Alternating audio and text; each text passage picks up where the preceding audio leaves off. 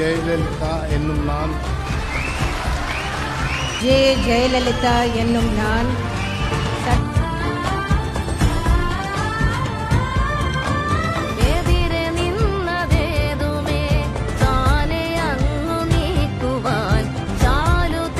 அம்மா உணவகங்கள், அம்மா உப்பு, அம்மா சிமெண்ட், அம்மா மருந்தகங்கள், இது போன்ற திட்டங்கள் எல்லாம் வரும் என்று நீங்கள் எதிர்பார்த்தீர்களா?